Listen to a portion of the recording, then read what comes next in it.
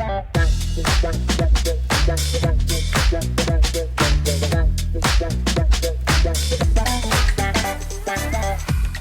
right, Nathaniel Lackey, one of Orange Slice's finest, with us Yes. today. Yes. Welcome. Today is the day. Today is the day. Back to the podcast. Back to the podcast. You're normally behind the camera and This the is true. scenes, Mm-hmm. but today we have you on. It's a special time, so we got a ton of stuff to share with people, and I think we just need to start with an introduction. You want to just tell people like what your story here? is? Yeah, maybe what you do here, where you're from, you know.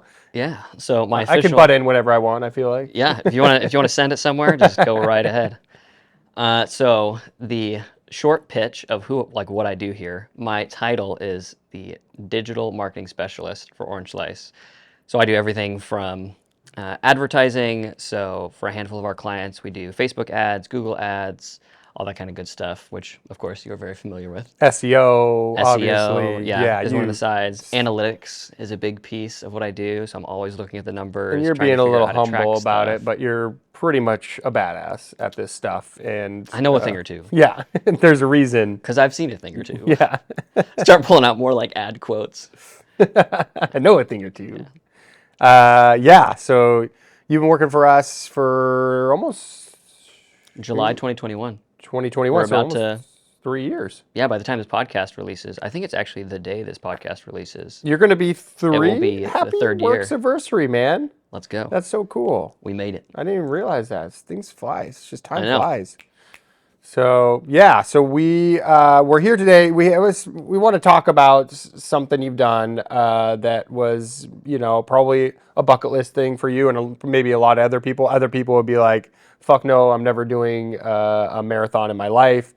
For some reason, you decided you wanted to do a marathon, and I know your running history at Kent Lake High School, where you started sort of getting into running and doing some 5Ks and had some pretty good times from what I could see. 18-minute 5K, which is like 6-minute pace ish.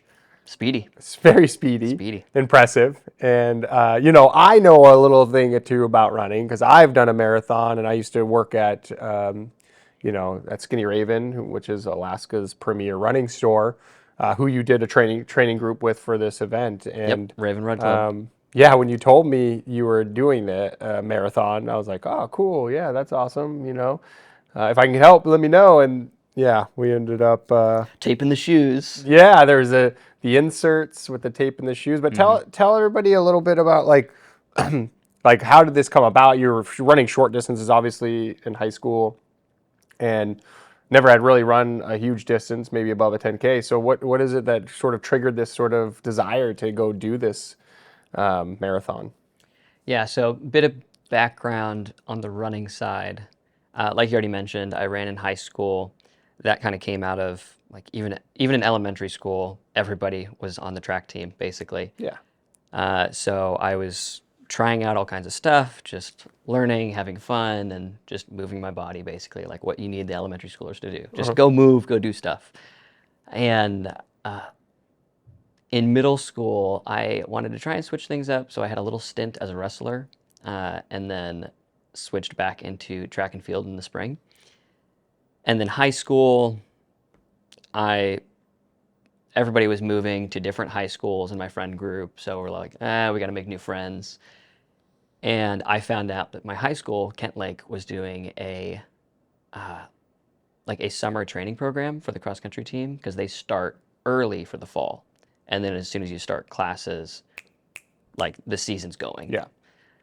So I thought that was a great way to spend some time during my summer to get to meet all of the different grade levels. So I'd have friends in seniors, juniors, sophomores, all the way through, meet some new freshmen potentially. And that just felt like a good idea to me. So I started running, and I'm a thinker. I like to sit and think. I don't listen to music while I run. That's probably one of the weird things about me. That is weird. When you told me that, I was like, you don't just like listen to a podcast or something? Nothing. No, I have something about it. I just can't do it. You just zen out. Yeah, so I'll think, I'll like sort through my thoughts, and that'll be like my meditation kind of thing. Yeah.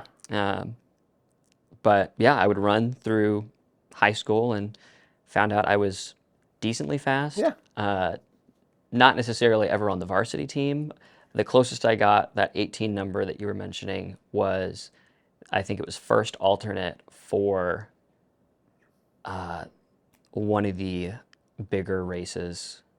I think maybe state. Our team went to state. We had some Okay. pretty good runners. I can't remember exactly, but I was an alternate for the varsity team. That was the closest I ever got to that. So I never really saw myself as like a really fast runner or like amazing at what I do. Mm-hmm. And for that reason, going into college, I never decided to You pursue didn't running. pursue it. I didn't Yeah. pursue it. I didn't even do it for fun. I didn't do any sports in college at all, actually. And That was weird. You didn't exercise? I mean, I was out hiking and walking around campus, But no, you didn't but like actually like go to the gym or like have a running regimen. no. Okay. The closest I did was there was a required PE course that you're supposed to do, and Interesting. I think I did yoga, and it wasn't even like a real yoga class. It was oh, I wish I could remember the name because it Like was so good. calisthenics or something. No, it was whatever the yoga was. It was like how to sleep well. Oh my gosh. So it was like laying on the ground kind of yoga and not doing anything. Oh, Something weird. That's vinyasa maybe. vinyasa. I don't remember what the word Vinyasa is. is like a specific flow, like when you do your Yeah, vinyasa. I can't remember, but it was like a chill, like you're not moving really. For the whole class, every class? Pretty much. Pretty much. There's like studying of like different kinds of like resting techniques and how yoga fit into that, or like meditation. The and stuff. savasana? Maybe that's what it was. Savasana is where that's corpse pose. They call it. They just where you. Just I can't lay, remember. Where you just Anyways. lay there, relax. Yeah. That's hilarious. So college didn't really do anything. Yep. And then eventually, I moved up here. Yeah, you graduated college and basically moved to Alaska. Boom. Yeah. Yeah. So for a little background on how I met Nathaniel, Nathaniel was working with, was roommates with Bryce, who is our web developer, who we met through one of our clients, who did one of our clients' websites, and then I hit him up, and then we were going back and forth and working together on websites, and then he was like, "Oh, you should talk to my friend. He does ads." Yep. And I'm like, great. And so we connected with you on a contractor basis, and now, and then we finally convinced you to move up and hired you full time. So And here I am. yeah, so that was awesome. Yeah. So that Thanks worked for out making well. that leap. But back you to what made you sign up for Mayor's Marathon. Yeah. So now there's the background of running and like kind of where I tapered off and stopped really doing a ton of like big exercises or like consistently getting out there. I think it was like all of 2021, I didn't have a car. So I was, like after I moved up here, I didn't have a car for the first year, which you were aware of. I was walking around town, taking the Biking, bus, yeah. cycling.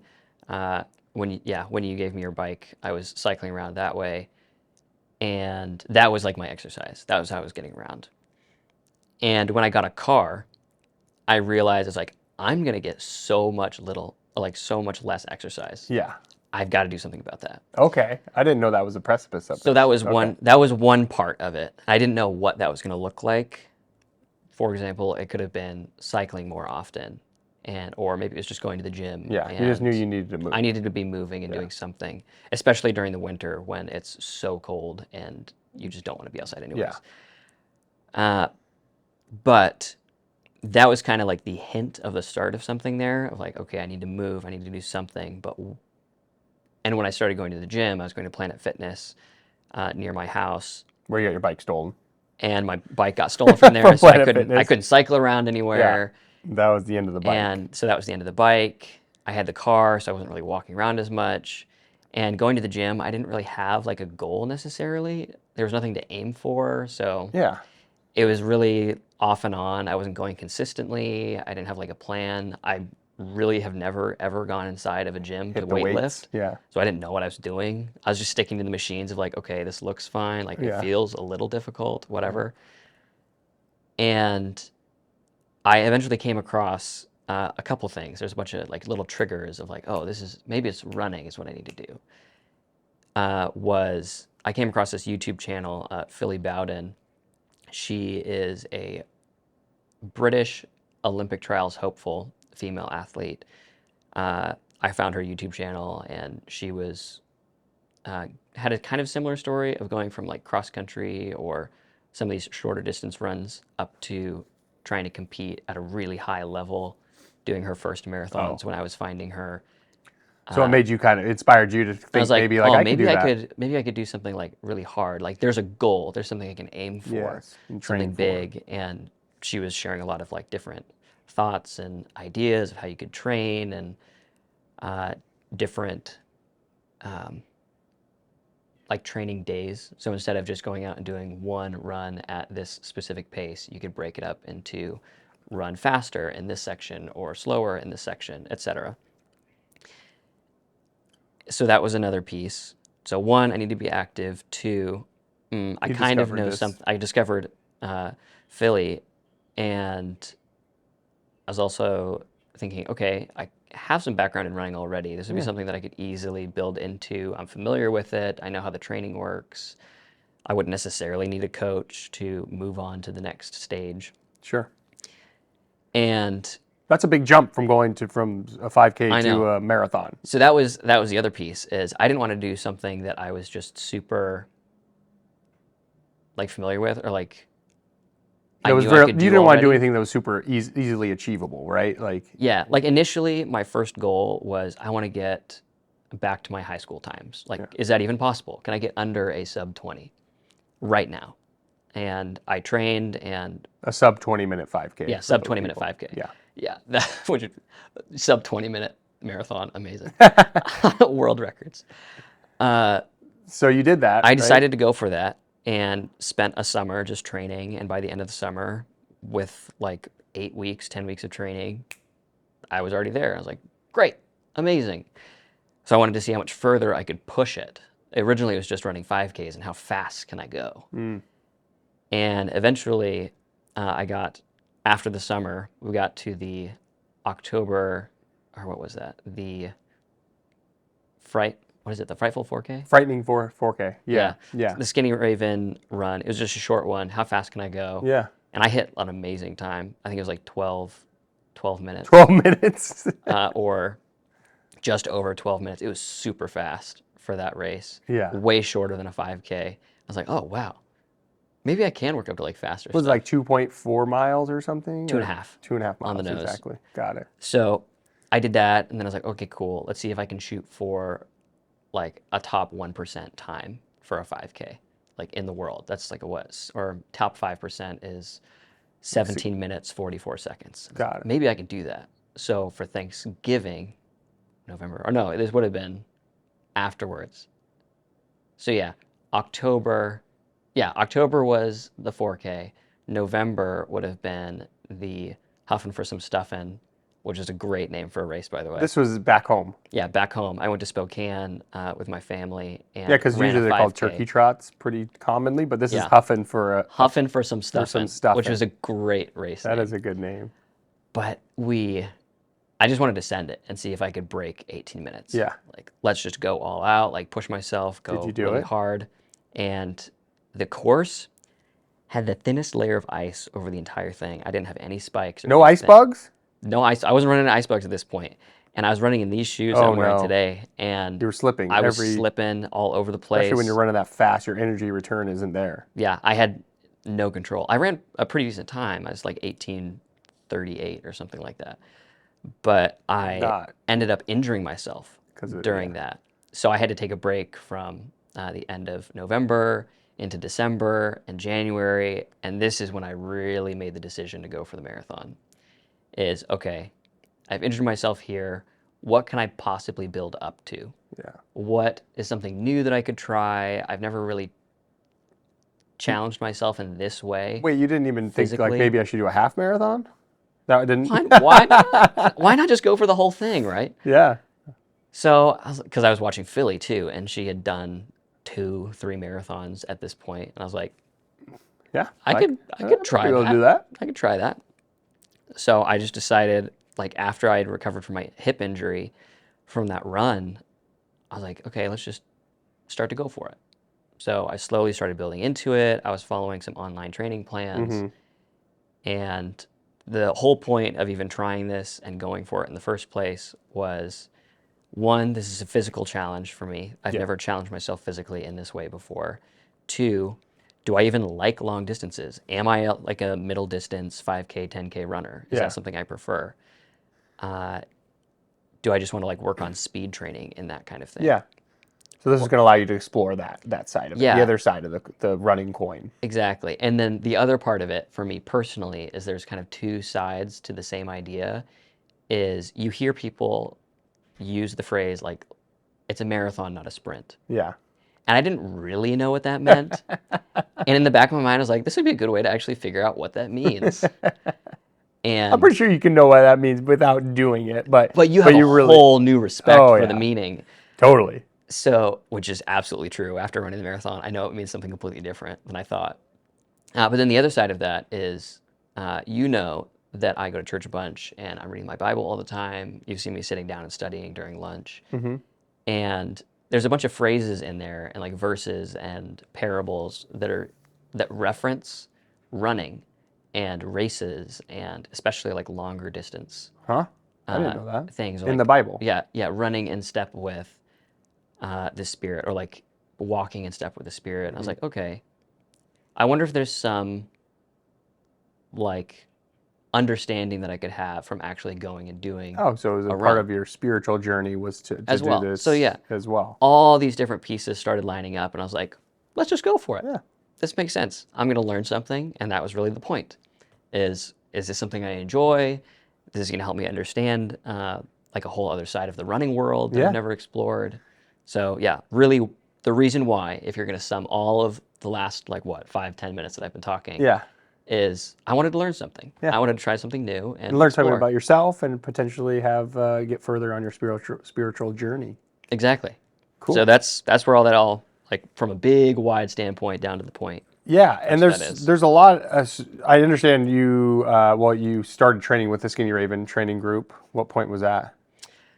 I think I found them at the end of summer of 22. Oh, okay. When you were Or no, 23 it would have been. Because it last was year. just at the close of summer. I Yeah. was just starting to train like really fast Okay. for the 5Ks. But what did you? How did you decide what marathon to do? Like where did that come from? Because there's a not a ton. I wouldn't say not in Alaska, but there is 5 or 6 at least. Yeah, I wanted to do Marathons. something local for sure. Yeah. I didn't want to have to fly away for my first marathon. And I will admit that I had this like Boston hopeful. Yeah. I'm pretty fast. Like I can, because in the run club that I was a part of and some of the races I was in, like even the 4K, I was number 9 in the race. Yeah. Which is awesome. Yeah. And I was like, well, if I'm speedy and I'm hitting these times, maybe I could actually just get a Boston qualifier, which is like sub 3 hours for the marathon. Yeah, and Mayor's Marathon is a Boston qualifier. And again, so that was one of the reasons is, okay, Mayor's Marathon is a Boston qualifier. It actually does count. It's local. I don't have to go very far. And the timing wise, if I didn't get Boston time for this marathon, it would give me enough time to recover and train for a second marathon later in the year. Yeah. Okay. And in your training journeys, you had some pretty, I don't know, interesting training runs. Is that right? Like what, did you have like some kind of, Are you trying to go for that story? I don't know if there's another one too. I don't know. I wasn't on all your training runs, just the one that included a bear chase, but we'll get to that later. We'll just it's a little sneak peek. No, I don't think really there was any. Okay, wait. Well, actually, Yeah. Go ahead. I was gonna say this isn't necessarily just limited to my long runs, but just generally something that I found about myself is I get so in the zone when I'm running that I see nothing. And what that means is I will come around the corner and there will be a moose like as close as you and me, and I don't see it, and then I have somebody yell at me and I turn and look and there's the moose. Oh I'm my like, gosh. oh no. So you're so like deep in your head, deep in thought, and deep in just like Yeah. I thinking that get mean, we've myself- all been there, right? I mean, you can have your eyes wide open sometimes and just be daydreaming, right? Yeah. And that's pretty much what you do. You go into kind of a trance, which is common for long distance runners or ultra runners, which is a popular thing now. People going over 50K. to be able to put themselves in that trance, because you don't want to be focused on how thirsty you are, or how hungry you are, or how bad everything hurts. Everything hurts. Yeah. But yeah, before we go on to this big story about your longest long run leading up to this, we have to just sidetrack about your discovery on the side of the road while walking out of the bus Oh stop. my goodness. What did you find when you got off the bus over there off of, where was it? So it wasn't necessarily off the bus. I went to drop off my car Oh, that's right. You were dropping off your car at to get an the oil change place. just super convenient for me, and Yeah. it's within walking distance of the office. So the way I'll tie this in is it's a like a cross training thing. You gotta like walk. Yeah, you got to walk it out a little You bit. can't run all the time. You gotta slow down just a little bit. Yeah. But what Seth is trying to get at here is this comes from like my family background, kind of. There's a little bit of a You guys are tie lucky. in here. Lucky Lackey was my dad's nickname, so there's a little shout out to him. In high school, his whole story is he would be walking around like in the schoolyard or in a parking lot somewhere, and my brothers and we all have the same thing that happens. We'll be walking around, we'll find like a $5 bill, a 20, we'll find a $100 bill. Yeah. And Oh, you found a lot more than yeah. that. So for the first like 24 years of my life, really never found much. My luck had to do more with like the weather is really nice on days that it's convenient for it to be nice. And now to go back to what Seth is trying to call out is I was walking from having dropped off my car to the office because they're close enough together. And I was again in this trance-like state, wasn't really paying attention and just like walking down the street. And then something out of the corner of my eye just caught my attention. And I was like, what is that? Something about it looked off. I thought at first it was like a folded paper cup. Like somebody had smashed it and then folded it in half. I was like, but something that looked strange about it. So I went to look at it a little bit closer, and I picked it up, and I found out that it was like a wad of cash. And I was like, How much was it? what? So I looked at it a little bit closer just to like see, and it was a $100 bill on the outside. I was like, wow, that's pretty cool. Did your heart rate jump up a little bit? Oh yeah, absolutely. I was like, I mean, it would for anybody. Like, you get excited when you find something like this. it wasn't even excitement. Excitement, or just like, It wasn't even excitement. It was like anxiety of like, should I have this? oh yeah, it's scary. It's like, holy shit. Like, what is this and where did this come from kind of thing. Because it's someone's property. Technically, somebody dropped the money, and so like people think like, oh, finders keepers. But it's like if you dropped your phone on the ground and somebody found it, they would be obligated to try to find the person that. Yeah. But the weird thing about this is you have this like wad of cash, and I'm like, okay, cool. So it's in a rubber band, and it's all folded up, and it's pretty big. I mean, like Yeah, size of your fist, basically. size of your fist almost. That's a lot of money, assuming it's all hundreds. So I start thumbing through it to see like how much it is, and every single one I see is a $100 bill. I was like, oh my goodness, what is going on? So I like stop and I look around, and it's like breakup season, so the snow is melting, the ice is melting around town, and so there's just snow there. It's wet, sopping wet. Looked like it was sitting in, or had just recently melted out of some snow or something like that. No one was around. There's a bus stop, so maybe somebody was trying to get on the bus or something. There was a couple apartment complexes nearby, and I was like, maybe they were trying to pay rent or something. I don't know. Yeah. I was just like, I don't know if I should keep this. Like, I don't want to just leave it on the ground. How much was it? You counted it, right, at that time? Yeah, I come to the office, and I sit here, the first one here, and I actually sit down, unfold the money, and like try and count it all. It ends up being $5,500. $5,500. Mind blown. I was like, I never had this much cash in my hand before. I was like, that's crazy. That's what you paid for your car, wasn't it? 5,000. Yeah. So, like having just dropped off the car, having like the apartments nearby, like riding the bus, I was like, dang, like this is like, this was me. Like I could have had this much cash in hand and lost it myself. So I decided to try and figure out like, okay, what do I do with this? Like, What does my one do? my heart is simply to, okay, I don't think I can keep this. Yeah. I think this is so much money that it has to go somewhere else. There's Yeah. got to be like a process in place somewhere, Yeah. like to deal with this money. And again, like I said, this is the other half of the story. Like being religious and like reading the Bible as much as I do, literally the day before, I read this passage that was explaining like what you're supposed to do with lost property. Yeah. And What does it say? basically it says if you have two people, if you have somebody that finds the lost property and they're like, this is mine, finders keepers. And then you have somebody else that's like, no, that's mine. They fight over it. And whoever in court, they fight over it in court. And whoever is determined that it's their money, the other person has to pay twice whatever it was worth. Whatever it would. Oh, wow. Okay. Yeah. So they give the money plus that amount. Wow. And I was like, I mean, if that were legally how it works here, there's no way I could afford that. I Yeah. couldn't deal with it. So But that was in your head nonetheless. it was all in my head, Yeah. and I was like, I just felt guilty. I was like, it was the amount that maybe someone was trying to buy a car Yeah. or trying to pay for rent or something like that. I don't know. A couple months of rent if they were behind. So I look online and find out there's this whole process that the MOA has, the municipality of Anchorage, to like turn in lost items to the police, and then assuming somebody doesn't find it or doesn't claim it, then it goes back up to just maybe you could have it. Yeah. Assuming you wanted it. So I ended up doing that and just You ended up taking it to the police came and got it. I was here. I saw the police I officer called the walk in. police office. I called the police office and told nobody in the office. Nobody knew. Nobody at all. knew. And it was amazing. This is a great story.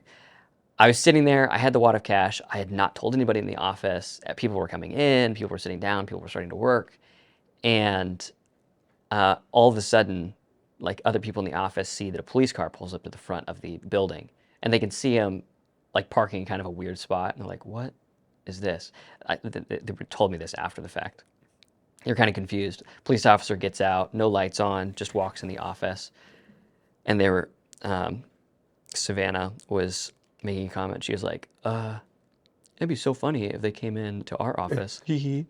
And sure enough, the police officer opens the door and comes into our office. I turn around with my hands like this and say, you must be here for me. And he says, Nathaniel, that's the one. And then that was all we said to each other. I got up and just handed him the wad of cash. So from everybody else's perspective in the office, I just handed this cop a giant brick of It looked cash. like you were bribing the cop or something. No context at Yeah. all. Nobody had any so idea what was weird. going on. So he asked me the story. I proceeded to tell him basically what you have all heard at this point, and he takes the cash and away it goes. Yeah. And what's the process for getting? You will get that money potentially. If If. there's a big if there. Basically, like I had explained, the process is you turn in the cash, you wait like 90 days or something like that, 180 days For people to claim it. for the owner to claim it, for it to go through processing, and just to double check it against different crimes and do whatever they need to do. And at the end of that process, if the owner doesn't claim it, if it's not associated with any criminal activity that they, as far as they can see, then it goes up to items to be claimed. And the first people that get the option to get it are the owner themselves or the finders keepers, basically. the guy. Assuming you want it. Yeah. Otherwise, it gets claimed by the MOA. So if they come back to you and say like nobody claimed this money, do you want it? What are you gonna say? I mean, why not, right? Are you serious? Yeah, it's You're like, gonna say yes. sure. Yeah, it's like, I don't know what I do with it, but Well, you take us all out to dinner. Yeah, first we're of all gonna go. I'm gonna we'll go out to dinner and maybe I don't know. have a great time. have a We'll all great go on time. vacation. Yeah, It'll be maybe awesome. I don't know if we can all go on vacation, For but maybe $5,000. to a staycation somewhere, Stayca- yeah. Girdwood Somewhere or local. something. Yeah. Go to the spa. Yeah, that'd be nice. So, yes, my adventures on the sidewalks of Are Anchorage included or finding running the $5,500. Yeah. You get all kinds of crazy stuff going on. All right, so back to training. Back to training. So I got to preface this with my offer to sort of like asking you like when's your long run, because I was like maybe I'll maybe I'll join you for your long run is what I was thinking, like 20 miles, and I could join you for maybe like 5 or 6 miles of it or something. And you were going to run by my house as a part of running the course anyway.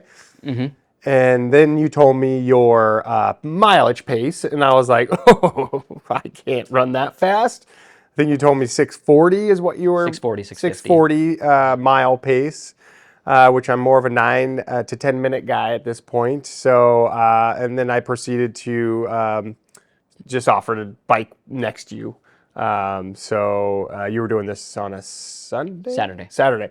Yeah, so Saturday comes, you're texting me like, hey, I'm getting close, I'm getting close. As I'm running. Yeah, and I came down on my bike off the trail from my house and right onto Chester Creek where you were coming by and met up with you, and you immediately tell me the story about what just happened to you, which was pretty amazing. And in fact, I had it on, I had videoed you because I just wanted to get a video of you running as you came up to me. So I had started my video, and then you start telling me the story about how you just came from the Kincaid Park area and ran into a little friend. And yeah, I'll let you take it from there. Yeah. So we may play the clip here. Yeah, I Or, think so we you can get should. a story that way. But anyways, And Seth, show the picture. and show the pictures and everything. Yeah.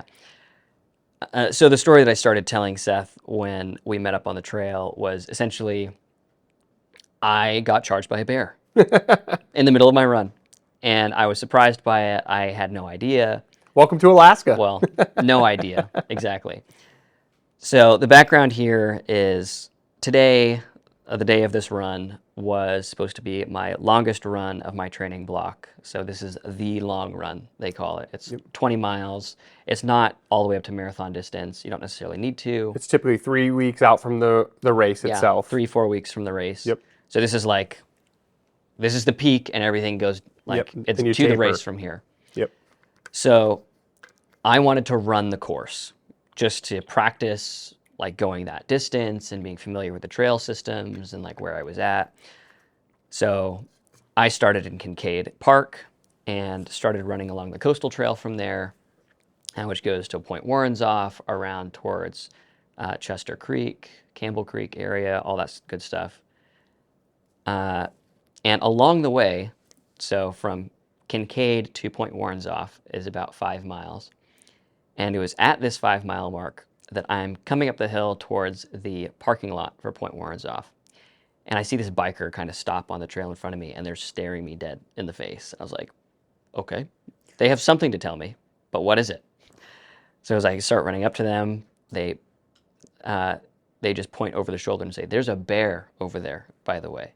And I said, okay, cool. So I look up ahead, and I see, sure enough, running up the road away from where I was a small brown bear. I was like, It was interesting. brown in color, but it turned out brown it in was color. a cinnamon bear. Yeah, there's called a cinnamon bear, which is It's a black bear, technically. it's a small black bear variant, Light colored hair. lighter color. Yeah. Yeah.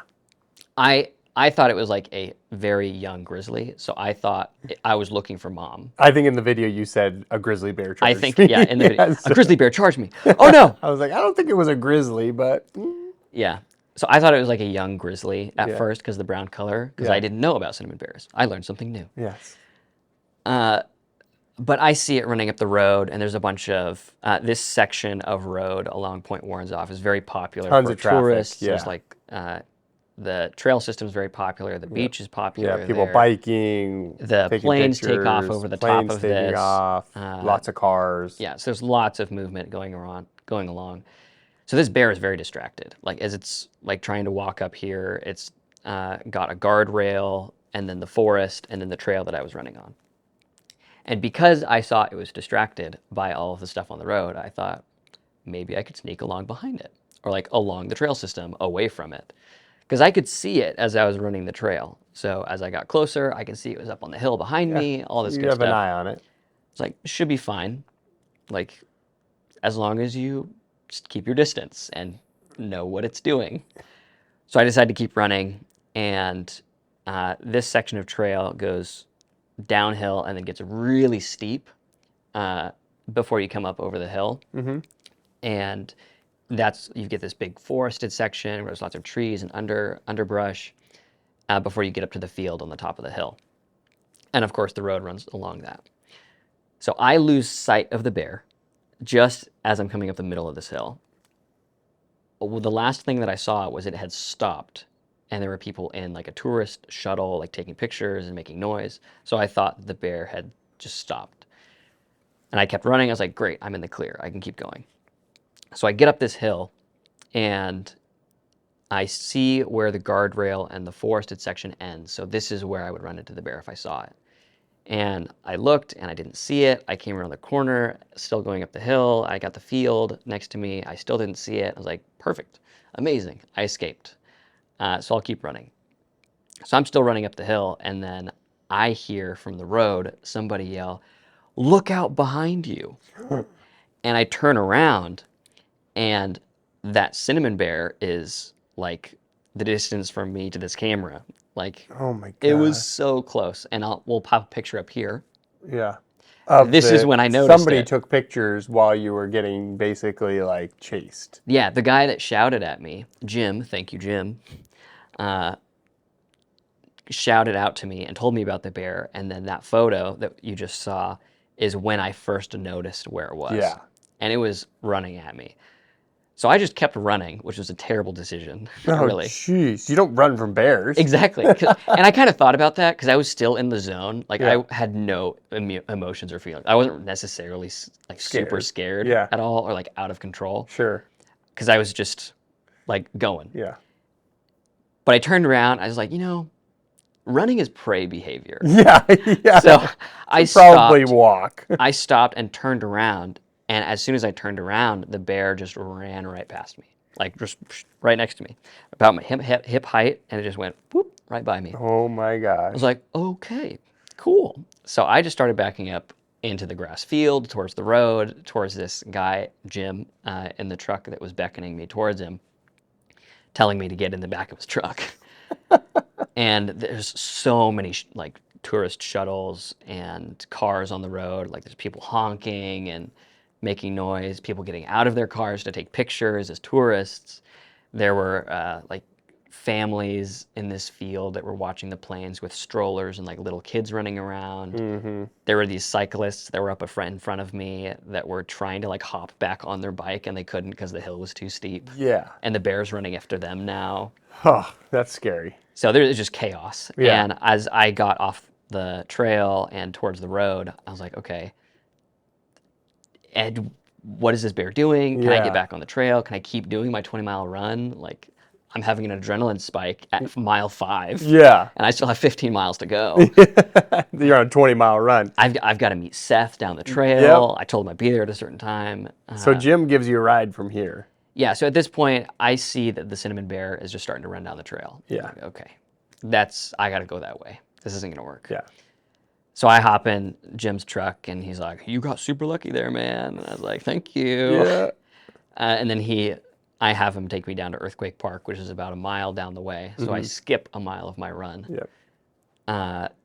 And then he drops me off. I look over my shoulder to see if the bear is catching up already, and I don't see it. So I just keep Take running. off. Yeah. And then eventually I meet you. We met up, and then the story's story. told. Yeah, on video. So that was a fun time. And so fast forward 3 weeks from your long run day, and it's race day. Race day. How you feeling? What's the vibes? Yeah. So the story that I keep telling people about, especially not even just the 3 weeks leading up, like a week and a half, 2 weeks up to the race, it felt like the morning of a 5K in high school. Yeah. Like you're getting on the bus, the nerves are like starting to come up. You're getting up to the race line, you're like warming up, all this stuff. I had that feeling extended over 10 days. Yeah. So That's exhausting. Day of the race felt like I was on the start line. Like there's nothing else left to do. It's that moment where bang, the gun goes off. So all morning was just like ultra zen. Really? I was just so chill. Because you already had the nerves. The nerves at all. I'd burned through all of them. Nerves didn't exist anymore. For It's like, days. we're doing this. I'm ready. I'm prepared. Yeah, it's not even that it didn't feel real. It's just like, It didn't feel like a big deal. it didn't feel like a big deal Yeah. anymore. because like I said, I'd burned through all of that. Yeah. So I get there. I woke up at 4 a.m. super early. I make myself some French toast as my morning meal, and I drive myself out to one of the shuttles to take you to the start line. And then I was there so early that I just got to sit and watch the sunrise, basically. Well, sun was already up, but Yeah. yeah, just got to hang out and chill, listen to the music. My friends started showing up eventually before I started to warm up. So we were hanging out, having a conversation. Like I said, it didn't feel like a big deal. We were just there to have fun. Yeah. And start warming up. Was the weather decent? The weather was great. Yeah. I thought it was supposed to be like thunderstorms and No. everything, rain. Nope. It has been in the Blue past. Yeah, you skies. got pretty lucky for Blue sure sky. to have that. Lucky kind Lackey. Yeah, The there weather comes it back is. again. So yeah, I had great weather. It was amazing. I felt great that morning. It was hot, so I knew I was gonna be sweating a lot more than normal. And like, I knew in my mind through the training and the practices and watching Philly's videos, Yeah. it's like these are the things you need to be thinking about in terms of like fueling, electrolytes, water. Mm-hmm. So I was like, here we go. I know what I got to do. They called us all to the start line. They started doing the opening ceremonies. The countdown starts from 30. I don't know. I think it was 30. Maybe it was like 10. But they started the countdown. I'm sitting there. I'm staying loose. I'm staying warm. And then gun goes and off we go. Yeah. And I started like it was a 5K. No, you did? It's a But marathon, not a sprint. there's a great clip that my friends have. Maybe we'll see this on socials or it'll come up here one of the ways. But I come around the first corner like 200 yards down the trail. I'm first. And I said, see you in a few hours as I turn the corner. I'm right on the tail of the bikes. Oh my gosh. That's And hilarious. From Kincaid, for those of you who don't know the course very well, it's just downhill for the first mile. So you're I taking am advantage of that. cooking. Yeah, and good runners do know how to take advantage of hills, right? Yeah, I just decided to go send it. I was like, I'm already up here. I'm in the front. And I took off. I heard the footsteps fading behind me. I was getting so far ahead. And mile one, I was the first one to cross like mile one. I was like, What was your first mile pace? I think I saw 5:18 is what it was. 5:18? Yeah, And your goal pace is 6:40? I was cooking, Oh dude. my gosh, you're not supposed to do that. I know. For anybody training for any kind of running race. Yeah. Stick to the plan. Stick to the plan. So my plan was to go fast for the first mile because I knew it was downhill. I didn't expect to go that fast. First leg, 5:18. First mile, 5:18. I'm like, let's go. What was your second mile? So, yeah, but at mile one, I knew how fast I was going, and then I was hearing the guys starting to come up behind me. I was like, I got to at least stick with them. So I just slowed down to the front runners and just kind of paced with them for a little while until mile two. And mile two, I can't remember exactly what it was. 5:40 maybe? I think I slowed down pretty quick. I think I hit like You a were 6 minutes. 6:20, something like that. Still really fast. Yeah. And I was like, okay, cool. This is still too fast. It feels good. Like, because I feel like I'm running a 5K. I was like, this is slower than I normally go. Here we go. Yeah. So I continue backing off until mile three. And at mile three, I hit like, I'm on the 6:40 mark now. Okay. And I've got a good group of guys I'm running with. I think there's literally only 4 people ahead of me at this point. And I got a group of like 6 that I was running with. So we were all right there, like pack of just going. So mile 3, 4, 5, we're coming up to Warrenzoff, peak the hill. I'm still with this group, doing great. It's amazing. Weather feels fantastic. I'm feeling amazing. Hit mile 6. I'm like, I probably don't need to go this fast. So I start backing off. Yeah. Let people go by. I'm watching the people go by and thinking in my mind, I was like, okay, what place am I in right now? I'm in this place. Okay, cool. But it doesn't matter what It place doesn't really you're matter. in. You got to go by the time. I know. Because you want to qualify for Boston, that takes a certain time. Nobody cares about how many people finish in front of the you. reason I was counting people is because I knew from previous years roughly where that 3-hour mark is by the number of people that are ahead of you. Oh, gotcha. I see. And I didn't have access to a watch, so I didn't have anything to look at. I only knew because I was talking to the like cyclists and the people around me. I was like, okay, what time are we at? You don't wear a watch when you run? The watch I do have is busted. It broke? It's busted. I don't know what the problem is, but I had my phone in my hydration pack that I was running with. So I started that and then threw it in there while I was running. Nice. so I get out there, I'm running, having a great time, and progressively slowing down until I think by mile 13, which is where you had caught me on the 20-mile run, Yeah. I was still like feeling great. Yeah. My friends caught me there, cheering me on. It was fantastic. Felt great. My looking at the videos, my pace and my like how relaxed I was right where it should be. Yeah. And I came in right where I was anticipating. Hour 32 minutes or something like that. Hour 35 For the half. for the half, which is dead on where Where I you wanna should have be. been if Yeah. I wanted to really pick up the second half and then hit a sub 3. Yeah. So I was super great. Continuing to go on, I think by mile 16, yeah, I think it was 16, and I think this is also where you got to witness during my 20-mile run, where things were like really starting Starting to to like break down a little bit. Yeah. You're like, I got to stop. You had to I was stop, like, yeah, having to stretch. slow down and stretch. And mile 16, I was really starting to feel it. Like I was eating fruit snacks as my Yeah. carbs as Yeah. my Yeah. fueling. Yeah. The Annie's fruit snacks. Yeah, and they're really gummy, they're great. They go down easy. They don't feel too terrible. But when you start to stack so many of them, Yeah. It starts to mess with dude, your I felt stomach. like I was about to throw up at like mile 16, Oh 17, no. and I was like, Still got I 10 gotta. miles left. I know I had so much left to do, so I started slowing down a little bit more just to see if that would help. Maybe I could pick up the pace later, make up some of the time on these other downhill sections because everything in this area is uphill, up to like 18, mile 18, mile 19, and it just kept getting worse. And I thought I was gonna like throw up. I was like, I can't. Like, I mean, because I need the fuel, so Yeah. I You need can't I need throw to it all keep up. everything. Yeah. And I need then to keep everything in me. hydration wise too.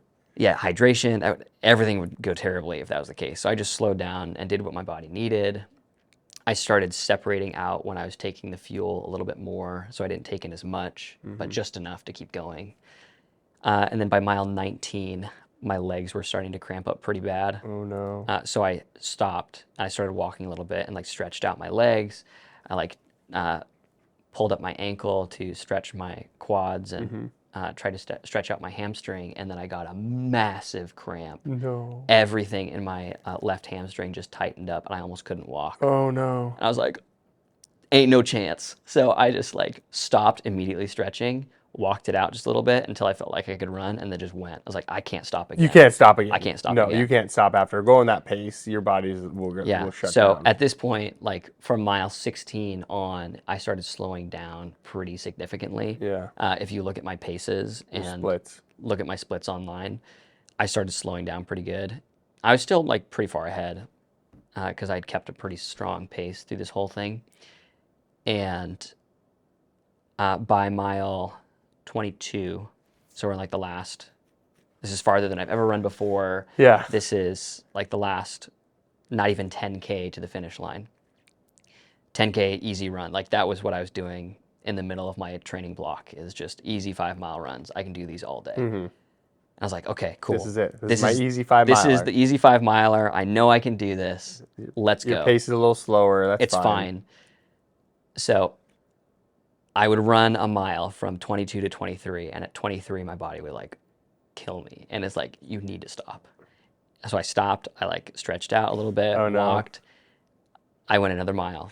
I stopped, stretched out a little bit, walked for a second, went another mile. And then that was just how I finished the race. Oh wow. I got all the way out, and then from mile 25 to 26, they don't have a marker for 26. It's just to the finish line. Oh, got it. Yeah, yeah. So this is like the last hill going up N Street. This is where the half marathon lines up with the marathon people. So there's more people on the track now. There's lots of energy. Like you're getting closer to the finish lines. That's just where all the people that are watching are at. Yeah. You can feel the energy in the air, like as you come through these tunnels, like really start to lift. Like Yeah. people are excited. You can tell that the runners around you They're are starting like, to we're almost speed up a done. little bit. People speeding up, and I started to feel that energy. And I was Yeah. like, I can, like, this is it. I'm here. I've I'm made gonna it. finish this thing. So I come running up the hill, and I see people from my running group way out ahead of me. Like they're cheering people on as they go. Shout out Skinny Raven for doing that. And I see like the coaches and my run club mates. Like they catch me. I'm like, let's go.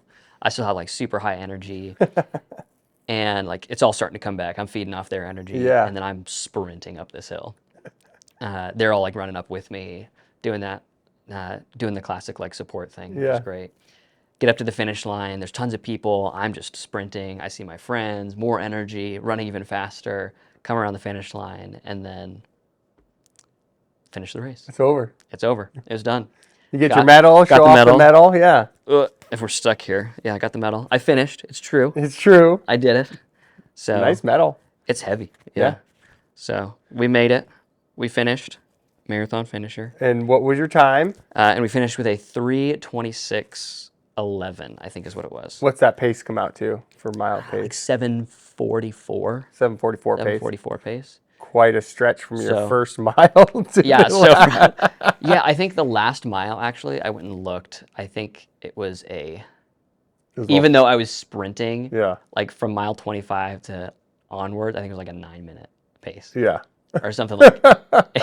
so from like 5:18 at the very beginning to a 9-minute mile something. at the end. You got to get that more evened out. Yeah, you look at my paces and it's just one downhill Yeah. line, which is the opposite of what you want to do. But No. Yeah. You learn though. yeah, again, like I said, the whole point of this marathon was to learn. Yep. I wanted to know if I liked it, if I enjoyed it. Well, you went everything from went. shooting for a sub 3 hour. Yeah, in so- your first bit. I picked this up from Philly. She has A, B, and C goals. Oh. So your A goal is whatever, like you're gonna push yourself, and this is gonna be like you're gonna really have to work for this one. Yeah. Like this is a stellar day. Would be a sub 3. So if I Boston qualified on my first marathon, that's an A goal. B goal was 3:15. At my half marathon spot, that was very reasonable. Very reasonable. Yeah. Mile 16 is still very reasonable, but as I was starting to get to mile 22, I was like, I gotta bail. Yeah. Like that's not gonna work. I'm not gonna stop the marathon. I will finish. Like that is my bare So minimum. your C goal would have been just to finish. My I C think. goal was just to finish. Yeah. And I did that. Yeah. So And I failed at the first two, but but you still qualified for Boston. no. Oh, you didn't? You missed the Boston qualifier? qualifier is sub 3 hours. Oh, it was sub 3 hours. Oh, Yeah. shit. So So you're going to have to run another marathon. What's next for Nathaniel Lackey? yeah, so that's what I've got to figure out at this point. I don't know if I necessarily liked running the marathon. It was a fun challenge. I told you it was a sufferfest. I enjoyed it, and I felt amazing afterwards. It was the best I felt after any run that I'd ever done. You had the Because runner's high. I had the runner's high. I wasn't like sore. I didn't have a headache like I normally do. Oh. Like all of these other things. Like it was like a perfect run. I'd done exactly what I needed to do. Yeah. So, what's in the future? Am I going to run another marathon? Yeah. Am I not? My take as of right now is I would be open to running another one. It would be if I've worked on my speed enough. So I want to go do some of these shorter races and just build up some of my speed, continue building that endurance. Because again, this is my first marathon. The longest race I had done before this was a 5K. Yeah. Yeah, you went from 5K. I had never even done a 10K race before. Yeah. Race-wise, but you did a bunch of runs. Race that wise, were I've above. done Yeah. longer runs, Yeah, longer runs. whatever, Yeah. but never raced a distance Yeah. like that. So, in the meantime, I think I want to build up races and know how to race some of these longer distances. So To work on your pace, too, to not go out at a Pacing. 5.8. Your first mile should almost be your slowest mile. exactly. And you should work up or down Exactly. on the time. So I think in the meantime, what I'm going to do is build up to that. If I have an opportunity to join a charity team or Oh, yeah. something like that, that would probably be how I'd get into Boston if I were to try and do that for next April. Got it. Or if maybe Chicago is another one that I could do, New York, etc. Any of these would be, okay, let's just join a team that's already Yeah. there, Yeah. help raise some money for something, Yeah. and yeah. Cool. So I think that's where I'm headed. That's what's next for you. Mm-hmm. Well, I hope you get that money because you deserve it from the money you found. My But I know you're not counting on it. No, It's a funny story though, nonetheless. Who finds $5,500 and immediately just gives it to the authorities. Here. Yeah, that's ridiculous. That was hilarious. But yeah, I appreciate you coming on and sharing your story and the triumph and the tribulations that it takes to run a marathon and train. The biggest thing is training for a marathon. I think is the hardest part. Like, you know, a lot of people can just go out there and walk a marathon if they need to. But You can get the distance. yeah, you actually had goals in mind, and you were really disciplined about the training, and I commend you for that, because it's a lot of work, and it's actually, you know, noticeable. The way you live your life is very on that level, disciplined, and if you're going to do something, you're going to do it in a way that that is very strategic and planned out, and I respect the shit out of that, because that's important. So. Yeah. Anything else you wanna end with here, or you want to share anything else? Any No, last for the people listening? You know, words of wisdom or what you learned? life is a marathon, not a sprint. Don't go out at a 5:18 pace. And there it is. So yeah, that phrase is real. So life is a marathon, not a sprint. There it is, and we can end on that. Take it slow. Thanks, buddy.